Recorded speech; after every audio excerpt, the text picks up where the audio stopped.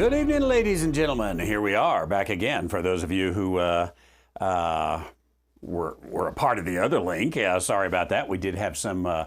We got kicked off the air for whatever reason, but we are back here and ready to go with Proverbs in the second chapter. I'll not give any further ado. We'll just jump right into, after I get the right stuff up here. I had to change some things. There we go. Let's get right into the book of Proverbs tonight and take a look, see what we've got here in Proverbs chapter 2, verse 1. We're taking a royal approach. That is, that King Solomon is the one speaking. Rehoboam is his son. He is giving him my words that he says, you better receive these. Son, sit down, you better listen. And he's giving my commandments. My words and my commandments are given now unto thee. So with that word or with that instruction, this is, I want to remind you and try to nail home a little bit. Don't take the standard evangelical approach and say every promise in the book is mine, every chapter, every verse, every line, because that will cause you to end up with things even in this chapter, some things that you'll have to say, let's downgrade the book of Proverbs. What do you mean downgrade the book of Proverbs? Well, I mean, sometimes the stuff in the book of Proverbs is right, but other times it's not right. It's just proverbial. That's all. Like Confucius. That's a downgrade. And evangelicalism is guilty of that downgrade, and probably fundamentalism as well, guilty of that downgrade over and over and over and over again. So what we've got here is a word to the king. Now, just like you could not take, I don't know, let's take over here a Jeremiah 29:11. That'll be an easy one here if I can type it in, won't it?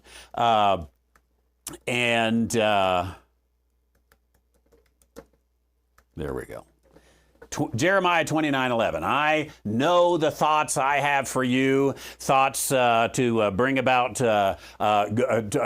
thoughts of peace, not of evil, to give you an expected end. Here's a hope. Here's just like we would say, don't take Jeremiah 29:11. That's not yours. If you are not either Rehoboam or in the line of Rehoboam to sit upon the throne of David, Proverbs 2 is not yours. There may be some incidental things you can take from it, just like there are some incidental things you could get from Jeremiah 29, but it is not going to work to take that as an official word or an official message. So, my son, if thou wilt receive my words and hide my commandments with thee, here it is an if, we'll find the then later, so that thou incline thine ear unto wisdom and apply thine heart unto understanding. Now, if you receive my words and my commandments, I'm your dad. Listen to what I say. If you do this, what is going to happen? It will cause you to incline thine ear unto wisdom. Now, this incline thine ear, listen up to what? To wisdom. Once again, not Solomon's wisdom, though he was renowned for it, but Torah. We're going to test this all the way through, but I think that what we'll find is every single time, without exception, in the book of Proverbs, when it says wisdom, you can substitute Torah. Or wisdom, if you will, is the voice of Torah. It is Torah speaking out the things within her, within Torah. So, listen to me, and what's going to happen? You'll incline thine ear unto the Torah. You'll put your ear towards Torah. There are a lot of things that are in Torah that really are kind of listen type terms, listen up type terms. We could look, for example, at Deuteronomy chapter 6, verse 9. Now, maybe a little incidental, but actually even a few verses earlier, hear, O Israel, and then thou shalt write them upon the posts of thy house.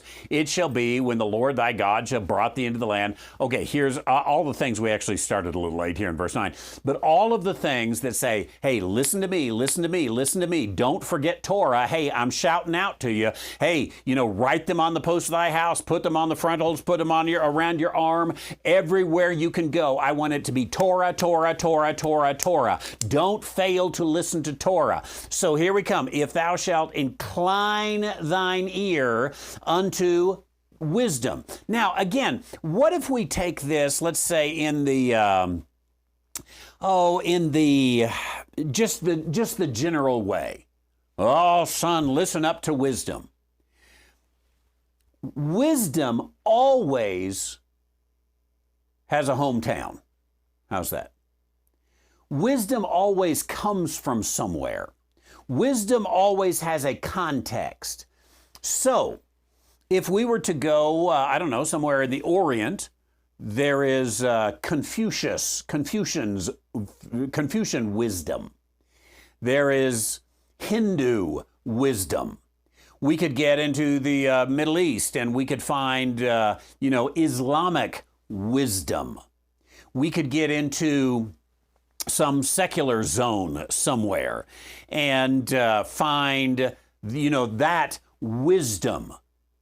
It's wise if you have that context. So this is where I say wisdom always has a hometown. Wisdom always has a context. So if we take this generally, if thou shalt incline thine ears to wisdom, then this doesn't fit everybody everywhere. Don't take Confucian wisdom. Don't take Islamic wisdom. Don't take secular humanism wisdom. This is a very particular wisdom. Now, I think probably you agree with me, but there were some, the way I said it the other way, you might not agree with me, where I said, hey, this is Torah. This is Torah's wisdom.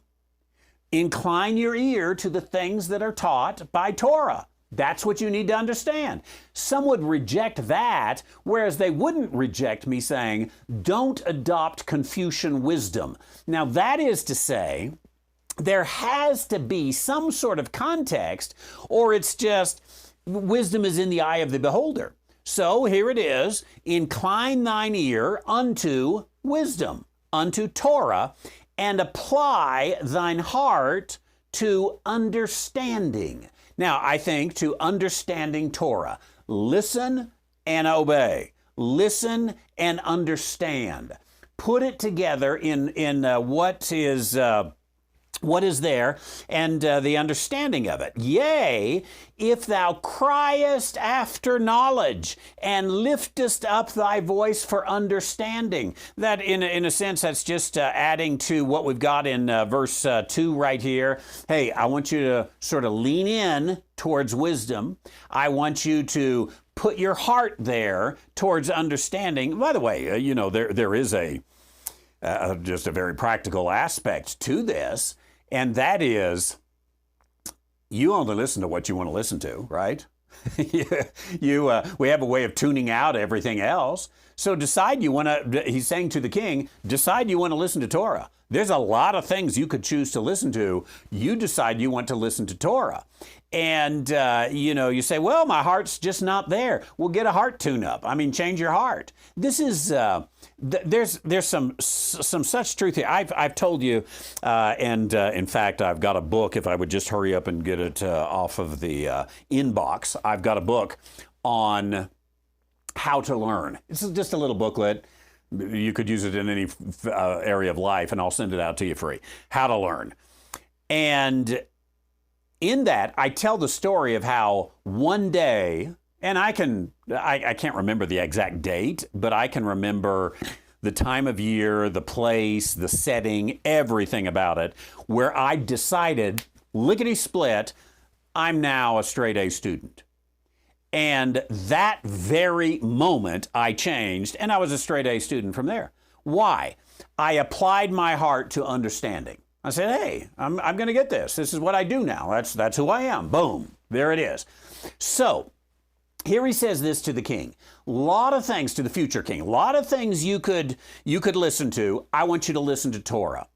So, oh, Torah is so hard to understand. Well, set your heart to understanding it. That's what I want you to do, son. And he gives the king this instruction. Now, he tells him how strongly he should apply his heart to understanding. Cry after knowledge. I want to know Torah. Cry after it. Lift up thy voice for understanding. Cry and lift us up thy voice. Scream out for it. Yell for it. Not only that, he goes into it again in a little different metaphor, if you will, when he says, if thou seekest her, this is wisdom and this is Torah and understanding Torah.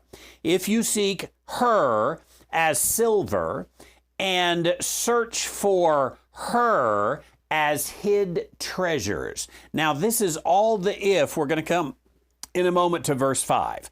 But again, catch this if. Boy, I got some words to say to you. You're about to be the king. Here's some of my instructions. I want you to incline your ear to wisdom. I want you to listen to Torah, and I want you to come to an understanding of Torah. This is your job as the king. And you get your heart there. You scream out for it. You cry out for it. You long for the understanding of Torah. You look to Torah as for silver and search for her as for hidden treasures. Now, it's a very narrow focus I'm taking on this, but I think it'll clear up a lot of things. Once again, we can't just take this generally, just love wisdom and search after wisdom. We have to take it very specifically. The king of Israel needs to understand Torah. He needs to be able to apply it day in and day out. He needs to make a lickety-split decision that is Torah-based in a moment of crisis. Every moment. Now, let me say that, and I put this on the outline. In Orthodox Judaism, there is this kind of a Torah scrutiny, if you will. Orthodox Judaism, for all of its pros and its cons, we won't even get into that. But with all of its pros and cons, one of the things we would have to say is their deepest, innermost desire is to know Torah, to understand Torah. And so literally, they spend every waking hour studying Torah. They want to study every jot and tittle. They want to study every line, every word, every letter. After they come to read it, to memorize it, they discuss it, they talk about 2,000 years worth of rabbinical tradition about this. Rashi said this and Rambam said that, and all of the things that they will go into in saying, hey, this is our gold mine, silver mine. I'm going to search as I would for silver. I'm going to search like a hid treasure. He says, I want you to give your life to understanding Torah. Remember, he is the human representative of the Messiah. He is standing in for the future Messiah. He is holding the spot there, keeping the seat warm until the ultimate Son of David comes.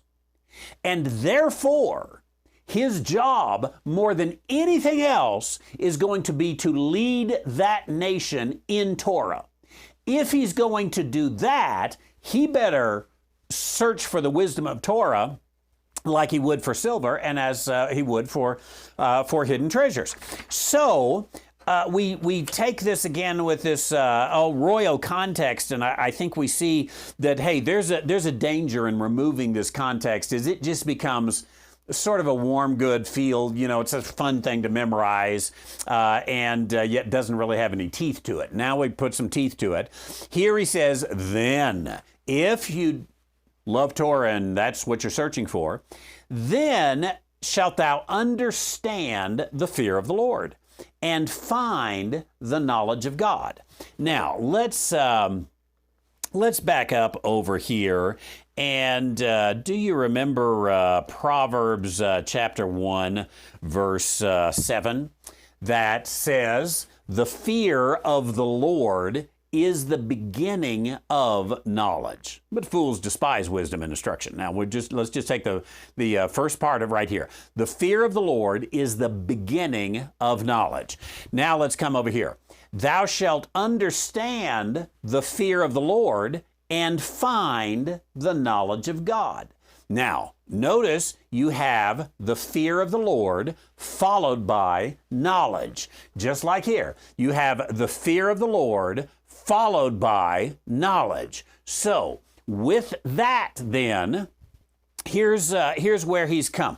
Then you shall understand the fear of the Lord. So, earlier, I said, it's kind of like, hey, son, you remember I told you the fear of the Lord is the beginning of knowledge? Yes, yes. Well, let me tell you how to get to the fear of the Lord. You don't have the fear of the Lord, do you? Well, let me tell you, I want you to receive my words. I want you to hide my commandments with thee. Here's what you need to do to get the fear of the Lord. You need to incline thine ear to Torah. You need to apply thine heart to understanding. You need to cry out after it. You need to lift up your voice for understanding. You need to seek this understanding and wisdom as you would seek silver, and search for her as you would for hid treasures. Then shalt thou understand the fear of the Lord. All of that is going to lead you to the fear of the Lord, and the fear of the Lord then is going to lead you. Here he just says knowledge. Here he says the knowledge of God. The covenant king, if you will, what better knowledge can he have? That's nice if he knows a little bit of, I don't know, algebra and astronomy and geometry and, a little music too. A little music's always nice in the palace. It's nice if he knows all that, some foreign relations, all that, well and good. But this is what the covenant king needs. So here's how to get it. Now again, could you find you and me some incidental application to this? Yeah, absolutely. As long as we see it as incidental, I'm good with it.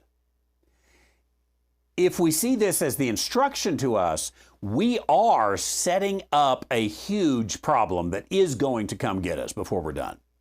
So, you're going to understand the fear of the Lord, find the knowledge of God. For the Lord giveth wisdom. The Lord giveth wisdom. Remember, every time you see the word wisdom, I think you can substitute the word Torah. I don't expect you necessarily to believe that yet. You can. If you're sitting there right now and you're saying, he says it's always Torah. Where do you get that? First of all, I would say you probably will be better off to go back to session 1 and watch session 1, 2, 3, and now into 4 to build that case just a little bit. But even if you don't go back, just put it to the test. Can you substitute Torah for wisdom? I think we'll find, we haven't got all the way through the book, obviously. I think we'll find we can. The second thing is to say, what if we don't define the wisdom? Then we're going to be just all over the map. We're going to have a book, if we don't define wisdom as Torah, we're going to have a book that Jews can use, that Christians can use, that Muslims can use, that Eastern mysticism can use, that secular humanism can use, on and on and on. We're going to go on all of these things. But here, if we say, the Lord giveth wisdom. Do you remember how the people of Israel got the Torah? Let's change that. The Lord giveth Torah. Here on Mount Sinai, what have we got? he gave unto Moses, and when he had made an end of communing with him on Mount Sinai, he gave 2 tables of testimony, tables of stone, written with the finger of God. Back over here. The Lord giveth wisdom. Torah came from God. Okay, so the Lord giveth wisdom. Out of his mouth cometh knowledge and understanding. Go see what God said. Now again, let's take Solomon in the Proverbs. If he's just talking about in a general way, then I think we have some problems. But if you say, when did God speak? When did God give us something? It's in the Torah. That was their scriptures. And they believed in the sufficiency of Scripture. God has given it to us. If God never speaks again, we've got what we need. That was the belief system and had to be the belief system. So they've got it. Here it is when they say the Lord giveth wisdom, so therefore we should get together with Aristotle and Plato and Socrates and I know I'm jumping ahead in time a little bit, but we should get with all them because, hey, we're all God's children. He's given us all some wisdom here. Let's collectively put it together. Have collective wisdom, which is also called stupidity, by the way. So here, the Lord gives Torah, out of his mouth comes knowledge and understanding. He layeth up sound wisdom for the righteous. Now, he layeth up sound wisdom for the righteous is he put a storehouse of it.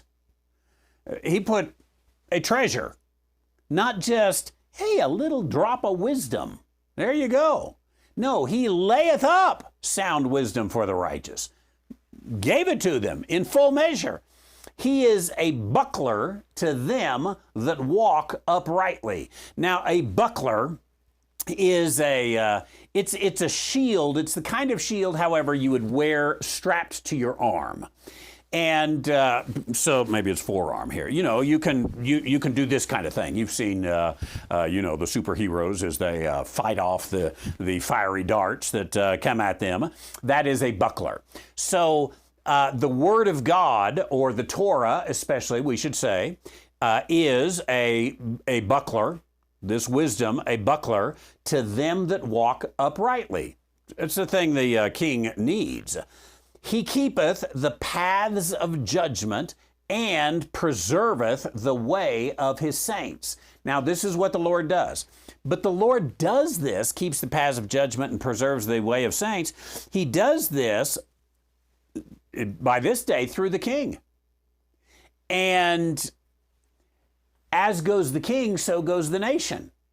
And so you've got this preservation that is going to come, king, if you will obey Torah. Then, a second then, shalt thou understand righteousness and judgment and equity, yea, every good path. Now, the king in the ancient world was definitely called, still today, the king is called upon to make judgments. This is what the king does. As a matter of fact, you take a king today or the president today or whatever it is. They're not typically out there doing the nuts and bolts stuff. Somebody else does the nuts and bolts stuff. But some of the big decisions come to them and they, they sit at their desk and they make the big decisions. So that's the king's job, to make the big decisions. So here, if you take this Torah wisdom, what are you going to have as the king? Son, you're about to be king. You need, the very thing you need more than anything else is righteousness, judgment, and equity. If the nation of Israel has a king of righteousness, that's going to come from Torah, of good judgment, which is going to come from an understanding of Torah and a knowledge of Torah, and equity, which is very Torah-based, taught in the Torah. Here's how to carry it out. That is going to really lead the nation to every good path. Instructions for the king. Verse 10, when wisdom entereth into thine heart. Once again, you could substitute, when Torah entereth into thine heart, and knowledge is pleasant unto thy soul, discretion shall preserve thee, understanding shall keep thee. Now, you and I, we want to be safe and sound and happy and, all the things. Can we really say this? Hey, as long as I'm wise, I've got wisdom in my heart and knowledge is pleasant to my soul, then I'll have discretion, which is going to preserve me, and understanding, which is going to keep me. Maybe. In a good society, there's a lot of truth to that, not any guarantee to that, but so here again, you have to begin to degrade the book of Proverbs if you take this for everybody, and you say, hey, son, be wise. And once you're wise and you really love to learn, man, you're going to have discretion, which is going to preserve thee, and understanding, which is going to keep thee. Maybe. Or they may get fired from their job. They may have all sorts of family issues, relationship issues. They may get some disease. Who knows what's going to happen? There's no guarantee. So then the preacher who applies this to everybody has to say, sometimes this is generally true. That's generally true. Kind of like Confucius. Generally true. Let's quit degrading the book of Proverbs. Here is something. If the king of Israel would have Torah in his heart, live that out, God would make sure that they would have discretion which would preserve them, and understanding which shall keep them. This preservation and keeping them, that is on the heart of a king every day. Because a king has to get up every day and say, you know what? Might be a riot today. Might be an insurrection today. Might be someone make war on me today. This thing could go. But you check the kings of Israel, and I think you will see that there was a miraculous preservation, a miraculous keeping when wisdom, Torah, entered their heart and knowledge was pleasant to their soul. It would be fun and interesting, and maybe we'll do it sometime before we're done here. Not tonight, but sometime before we're done with the study, to apply this to the various future kings of Israel. What if we take it to Hezekiah? What if we take it to Josiah? What if we take it to Rehoboam? What if we take it to Zedekiah down later on? And just take even chapter 2 and say, well, how well did you do?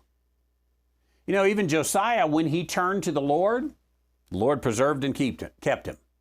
When he turned away from the Lord and forgot about wisdom, discretion didn't do him any good. He ended up dying at the hand of the Egyptians. You take a Hezekiah who cries out for wisdom and knowledge and understanding, and what happens? I'm going to give you 15 more years. Or, things aren't going to go bad in your lifetime. Congrats. The Lord shall preserve thee and keep thee.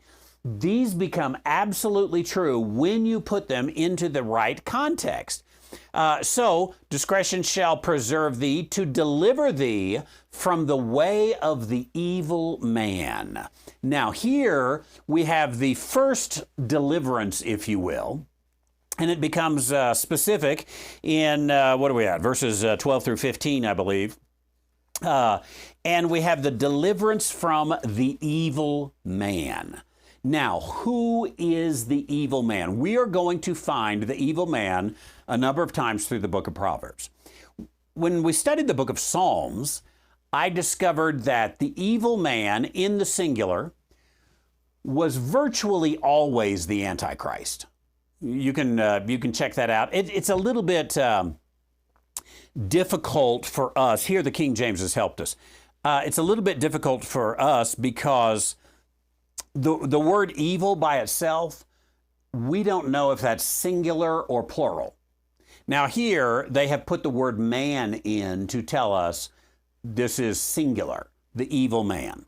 If it was plural, they would have put the evil men. It's just a little tattletale there that we might know. But it's not always there. Sometimes you have to dig a little deep, say, okay, is this a singular or a plural? Is this evil men or evil man? By the way, it's going to change to plural right here. But what I have discovered is that the Proverbs do not carry the same interpretive rules as the Psalms. Head over to Proverbs, you'll fall flat on your face. Can't do it. It's a new thing. Who's the evil man in Proverbs that we're going to see? He's going to be introduced right here. So, the king needs deliverance from the way of the evil man. Then it helps us from the man that speaketh froward things. That does not say forward, it says froward things. Now, when you look that up, it's often defined as perverse, to the man who speaks perverse things. I don't know. I don't have up here tonight where we can do a little search of the various translations. But if you happen to have some of the other translations, go ahead and look up Proverbs chapter 2:11 and see what it says there about the various how it takes froward. I'm sure the modern versions don't use froward because we don't use that word anymore. But they probably will do something like perverse. Froward speech can be perverse, but it doesn't have to be perverse. It can be much calmer than perverse. Think of froward. If I can cover up there. There we go. Fro. Oh, I know that. It's the kind of hairdo I envision, right? Fro. No. Think of fro as to and fro. Ah. We go to and fro. Okay, so the opposite of froward is toward. We normally would pronounce it toward. Toward, froward. How's that?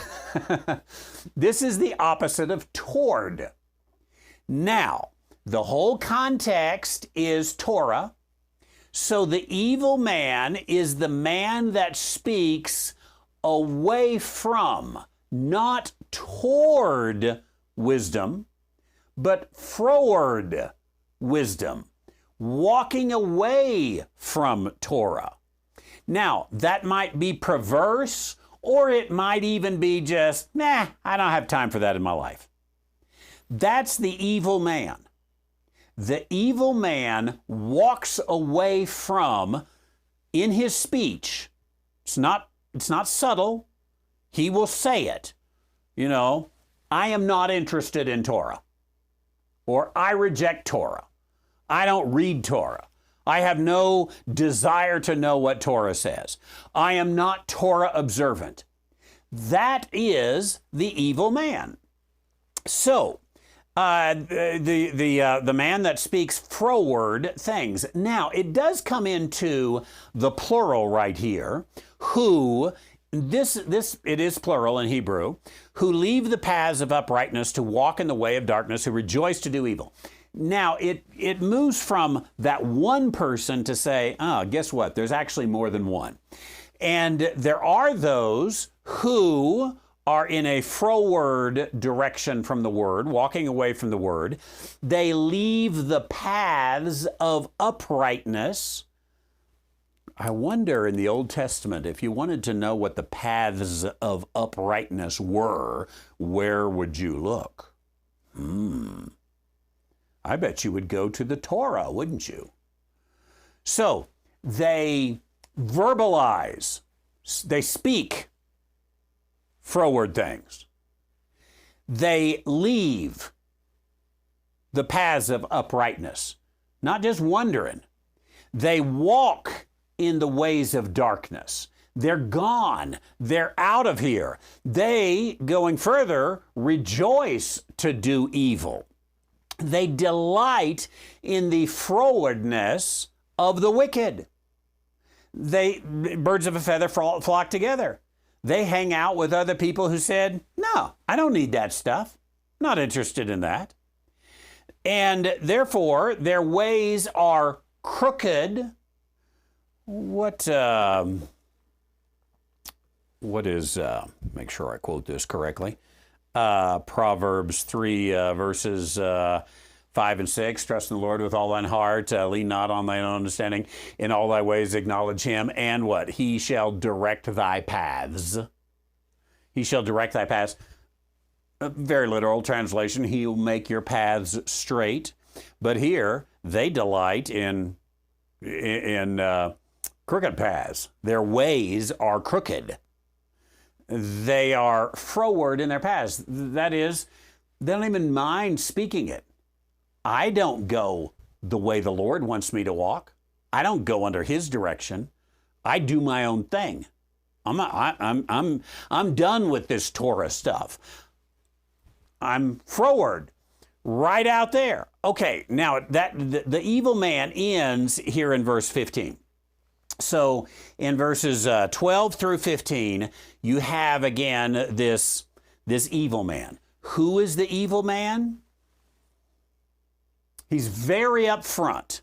He or she, I think you could say here. Very upfront about walking away from the Lord. No desire from the Torah. No, they don't even try to hide it. Just, that's not me. That one doesn't fit for me. I'm done with that. I've adopted something else. That's the evil man. Now, Solomon tells his son, you don't want to be around this guy. So those in your kingdom who say, hey, king, more power to you with all that stuff, but we're not really interested, but we're here to serve. That king says, no, you're not. I don't need you. I don't have time for that in my life. I delight in the law of the Lord. I meditate upon it day and night, to borrow the instruction that was given to Joshua. So, delivered. If you follow that Torah way, you're not going to be around this guy. You're going to be delivered from him and all of the mayhem he may bring about. Now, we come down to verse 16, and we meet another person. Not only the evil man, but here we've got the strange woman. I should have gotten a picture of her, shouldn't I? The strange woman. Luke is right here looking at me. He's single. Do not find you a strange woman. Who's the strange woman? You know, if I had told you, what are we in, session 4? If I'd have told you 3 weeks ago who the strange woman was, I'd have been wrong. I did speculate on a few of these things because I looked ahead. I knew, who some of the major characters were, and I would have been wrong on the strange woman. I think I would have said the strange woman is, I'd said one of two things. Either Israel at her worst, and you want to be the Proverbs 31 woman, Israel, not the strange woman. You got two choices. Which woman will you be? That sounds good. I worked through enough to figure out, that sounds good, but that doesn't work. Doesn't work with the text. So then the second thing I would have gone to would have been 3 weeks ago. I would have said, well, the strange woman actually is foreign alliances. You've allied yourself with the Assyrians, with the Egyptians, with the Moabites, whoever it is, all these foreign alliances. That's the strange woman. Stay away. Now I'm going to say I'm wrong on that. So fortunately, unless memory has escaped me, I don't think I ever said those things. I just did them in my own pre-study. Here, the strange woman is defined. And I think that we're going to be able to take, let's call it the law of first use. It's a little bit, I'm taking a little bit out of ordinary usage, but the law of first use is typically for a word or phrase that you see. This is a word or phrase. For a word or phrase you see, the first time it's used becomes the default. That's what you go with. Now, I think that what we've got is we've been able to piece together what is wisdom. Now, going on, we can substitute it. Who is the father? It's Solomon. Going on, we can substitute. Who is the son? It is Rehoboam, or one of the future kings of Israel on the Davidic throne. We can substitute that in. And we don't have to each time try to decide, is this for me or is this we just do that substitution because of the law of first use. Now the evil man, he verbalizes, Torah is not for me. Now we know for the rest of the book, unless there's something in there that tells us otherwise, we're going to go with that. Here with the strange woman, we're going to be able to take this definition that's given right here, and we're going to be able to carry it all the way through the book. Let me give you the good news on this. I think that unlike some books, like maybe Ezekiel might be one of those books that the farther you go, the more difficult it gets. I think Proverbs, the farther we go, the easier it's going to get. I think we'll find a few, hilltops in there that we'll have to work through. But I think once you begin to get all these puzzle pieces and you begin to say this equals that, that equals this, and be able to put all those in their place, we're going to be able to read it, and it's going to be boom, boom, boom, boom, boom. I understand it. You're going to have the key. You're going to have the legend. It's going to make perfect sense for you. You're going to understand it totally, and it won't be a problem for you. And you will be able to, I think, if you'll stick with us through the series, you'll be able to take anywhere in the book of Proverbs, land on it, parachute down right into it, and be able to get the lay of the land and say, okay, I know what's going on here. And that'll be a blessing, because it'll only be the people who watch this program that have that benefit. We're quite humble here. Okay, who's this strange woman? Even the stranger which flattereth with her words. Maybe we should back up to verse 12. The evil man speaketh froward things. I don't like Torah. No thanks. I'm out. But the strange woman flattereth with her words. We've got a couple we want to stay away from. The king. Don't be with that guy who just says, no Torah, not for me. But don't be that one, I just love the Lord, love, love, love, love. Flattery. Concerning the Torah especially. Let's see. Which forsaketh the guide of her youth, and forgetteth the covenant of her God. I just wonder what the guide of her youth is. For a Jewish book? Probably. That would be the Torah. Now, she forsakes it, and she forgets the covenant, like the Mosaic covenant or the law covenant. She forgets all about it. But she's not just going to come out and tell you. She's a politician. She flatters with her words. She will make it sound like she is quite the Torah pro. But what she's the pro at is trickery, flattery. Flattereth with her words, which forsaketh the Torah, the guide of her youth, forgets the covenant of her God that's mentioned in there. Now what happens to her? Really the same as the evil man. Her house inclineth unto death. Her paths unto the dead. You might be able to, whether this is a fair analogy or not, I think it is, but we could analyze it. You might be able to say, hey, this is like the Pharisees, the scribes and the Pharisees of Jesus' day. Oh, they would flatter you with their words all day long, and with their offerings. You know, the offering plate goes by. They would insist on coinage and metal plates. You know, none of that. Remember the offering plate when you were a kid? It had that little felt circle in there. But if you were smart, you'd throw the coins up against the edge, you know. Ooh, look how much I gave today! And this is my offerings I've already given, the tithes. Give the look. But you left the thing a long time ago. You are a whitewashed tomb, Jesus said. Her house inclineth unto death, her paths unto the dead. But you might not see it as much. Might not notice as the guy who's froward.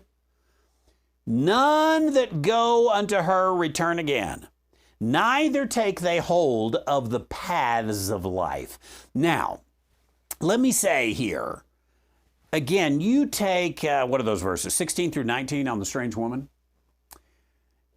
Look that up in a commentary. I didn't. But look that up in a commentary. I kind of suspect that what you would find is, hey, young man looking for a wife, there's some strange ones out there, I'm telling you. And they might be pretty and they might be dressed nice. They might have some red shoes on, ready to go dancing. But you need to watch out for them. They don't have the depth that you want. It'll be all this, you know, how to pick a good wife kind of stuff. But some flattering women don't consume those that come to them. Some of them do very well in life. It becomes, most of the time you want to stay away from those women. Don't degrade the book of Psalms. Proverbs. This is a word to the king. 2 people to avoid. In the kingdom, in your court, stay away from the one who outwardly rejects and the one who puts on the Torah robes but is not at all Torah wisdom. Rejects that. Okay, verses 20 through 22, we finish out here. So if you will turn your heart towards wisdom, you will cry out for it, then you'll find the fear of the Lord. That'll give you the knowledge of God. That will keep you from the evil man. That will keep you from the strange woman, that thou mayest walk in the way of good men and keep the paths of the righteous. I wonder, in a biblical context, an Old Testament context, what are the paths of the righteous? I bet it's Torah, don't you? You will keep the paths of the righteous, for the upright shall dwell in the land, and the perfect shall remain in it. Catch that right there. The upright, the righteous, the just, the perfect. These are people who live according to the law, which the evangelicals told us we couldn't do. But the upright shall dwell in the land. I wonder what land it's talking about. Anybody got any idea? Probably like Zimbabwe, right? What is it? The upright shall dwell in the land. Well, we know what it is. It's Israel. But find yourself an evangelical commentary out there. Get one online because it would not be worth the money you'd have to spend to get one. So find a freebie out there. And see what they say about verse 21. The upright shall dwell in the land. You know, probably they will have to because they don't take a royal view of this. They don't even take an Israel view of this. They take a very general view of this. So they've got to make the land a metaphor. And, when you really love the Bible, you're going to dwell in the land of milk and honey. People are going to love you. They are going to walk up to you and pinch your cheeks and say, "Oh, Sonny, what a good young man you are." They're going to just everything. You're going to dwell in the land. Oh, it's good to be in the land, isn't it? They will make it a metaphor.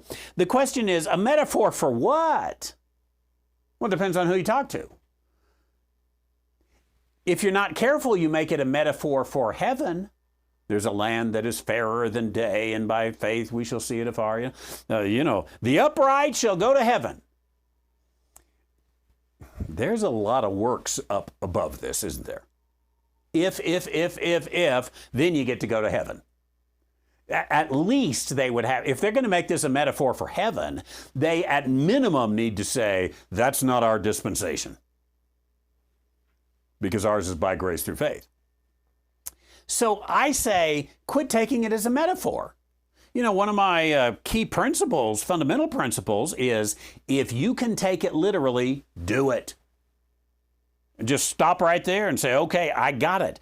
Now, we won't read it, but if you were to look in Deuteronomy chapter 28, the first 14 verses say this right here. The upright shall dwell in the land, the perfect shall remain into it. It's just one promise after another of the righteous people, the righteous Jews are going to dwell in the land.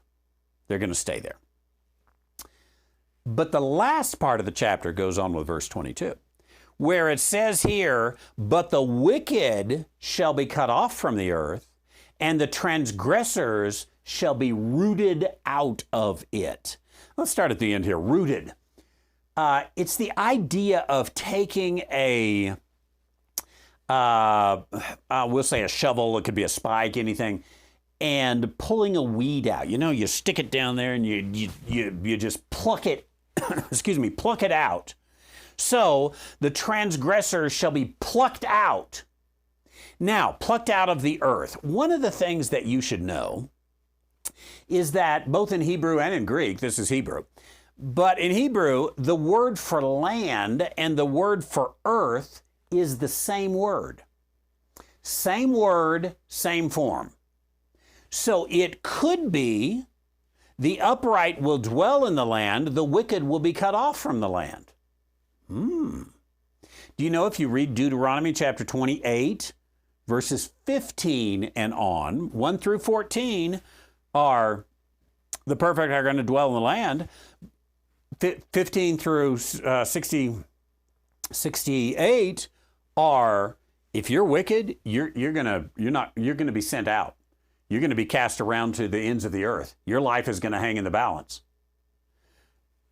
Plucked out of the land and taken away. Now, again, even if you want to take this in a more salvation context, then the upright shall dwell in the land of Israel in the days of the kingdom, but the wicked shall be cut off from the earth. They won't go into the, think of the sheep on the right and the goats on the left. What happened to the goats? The goats, away from me into everlasting destruction. I never knew you. They shall be cut off from the earth. All of this based upon works carries it out. Now, the transgressors shall be rooted out. What you've got here is a picture, a testimony to the king. Listen, Rehoboam, you're about to be king. You need to be a Torah king. You need to reject from your court and your advisors everyone who says, Torah, not for me. And you need to reject everyone who says, Torah, oh yeah, love Torah. It's good. It's good. Yeah, like my bacon this morning was so good for breakfast and the Torah is good. Flattery. You can tell they don't live it. Get them out of your kingdom. Now, Solomon made his mistakes, but I think he probably wrote this when he was older, got a little wiser, lived through it. And I wonder, what if Rehoboam had listened to him? You remember, that was one of the problems. Rehoboam rejected his dad's words and his dad's advisors. And, didn't last. Nation didn't last. It split in two. Here's advice to a king. Okay, we're going to stop right there. Next week, we're going to get to this one right here, Proverbs 3, 1 and 2. I actually memorized this when I was a young man. My son, forget not my law. Let thine heart keep my commandments. Length of days and long life and peace shall they add to thee. That's a nice promise, isn't it? Especially for me, the young man. So I decided, hey, I got to remember the law of the Lord. Keep the commandments of God. If I do it, I'll have length of days, long life, and peace. Every promise in the book is mine. Next week, we'll get in and see, again, how we apply that to the king. And again, I think each week we're going to see, oh, wow, how come I never saw this before? So amazing, so simple. And there it is, right there for us. Thanks for being here. Normally I say hello to everyone. We've got a computer that went out. This computer, I was trying to remember just today. I was calculating a little bit. Nathan bought it when he was about 15, and he's now 30. So I think it was like a 15-year-old computer that was doing our chats, and I could see what you said on that computer. Boom, it's gone. So thanks to a nice donation, we've got another computer on the way, so we'll be able to do that where I'll be able to look and say, hey, good to see you. All you people who are around here, I know you are in, Minnesota and Arizona and California and South Carolina and Florida and Louisiana and Mississippi and all those good places, Texas and Kansas and on. There you are in the Netherlands and who knows, Brazil maybe, and all around the world. We're glad that you are here with us tonight. Oh, and Isaiah right here in Taos. There we go. You all have met Isaiah, the good singer that sings with us on Sunday, whose birthday was last Sunday. Happy birthday, Isaiah. So whether from Taos, New Mexico to across America and around the world, very glad to have you, and look forward to coming back next week. We'll be live for our Thursday night broadcast, and hopefully not have the technical glitch. I don't know if we had any theological glitches, but we did have a technical glitch tonight.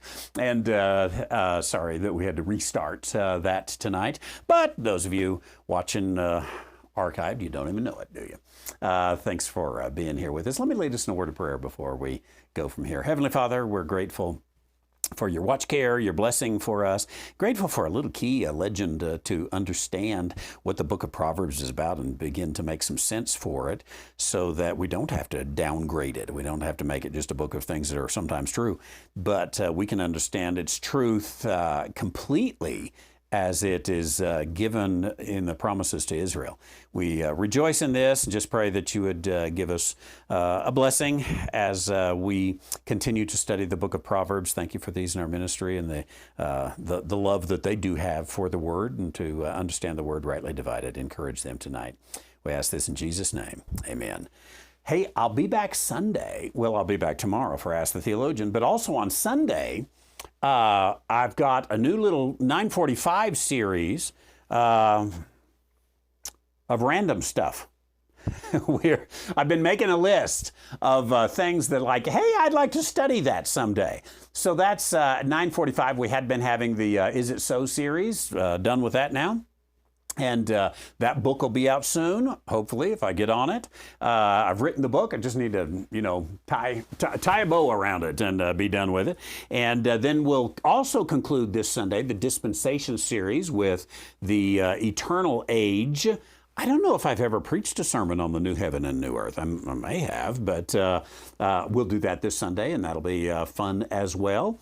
And then again, next week we'll have reruns on Ask the Theologian, broadcast as if live. And our Thursday night Bible study will be live and be here with you. Looking forward to that. Thanks very much for being here. And until next time, may God bless you. You know what? I think I'll push the disappearing Randy button, and I'm gone now. You all have a great day. I'll even give you some music to listen to on the way out. We'll see you tomorrow for Ask the Theologian. God bless. You're dismissed.